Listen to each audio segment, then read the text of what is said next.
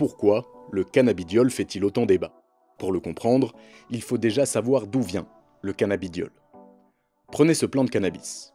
À l'intérieur, on y trouve une molécule bien connue, le tétrahydrocannabinol, plus souvent appelé THC. Quand on fume du cannabis, c'est lui qui procure des effets psychotropes. Mais le cannabis contient une autre molécule moins célèbre, le cannabidiol, ou CBD. Repéré en 1940, sa structure et sa composition moléculaire ont été identifiées en 1963 par Raphaël Mechoulam, un chercheur israélien qui découvrira également le THC un an plus tard.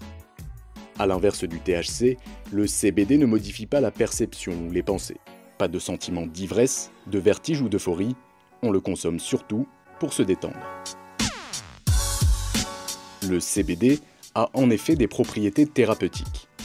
Parce qu'il agit sur certains récepteurs liés à la douleur ou l'anxiété, il pourrait à la fois servir d'antidépresseur, d'antidouleur et jouer un rôle dans le sevrage des addictions. Il est aussi utilisé par les sportifs pour calmer les douleurs post-entraînement, accélérer la guérison de certaines blessures et améliorer le sommeil. En 2018, l'Agence mondiale antidopage a d'ailleurs retiré le CBD de la liste des produits dopants. Dans un rapport rendu fin 2017, l'Organisation mondiale de la santé estime quant à elle que le CBD n'est pas nocif et qu'il n'a pas de potentiel addictif. L'OMS préconise également de nouvelles recherches pour asseoir définitivement les possibilités thérapeutiques de la molécule. Pour toutes ces raisons, le CBD est commercialisé un peu partout dans le monde depuis plusieurs années, principalement sur Internet et sous différentes formes.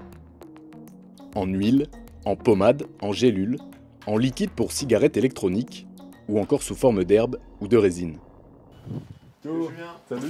Comme tous les mois, Julien vient acheter sa dose de CBD, une molécule extraite du cannabis et vendue en toute légalité en France.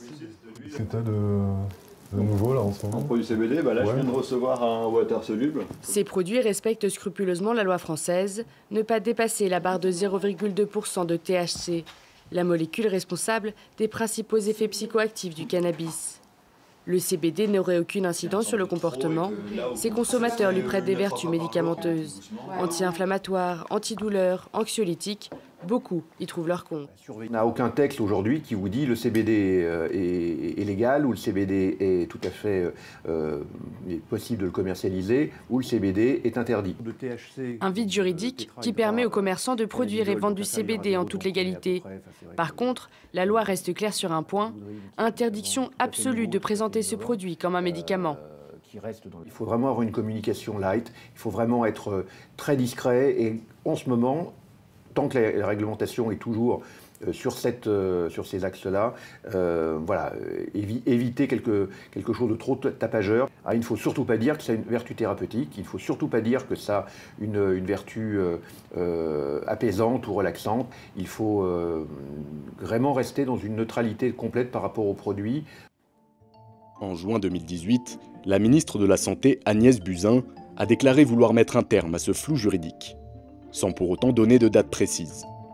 Pour l'heure, aucun pays européen n'a entravé la vente de CBD.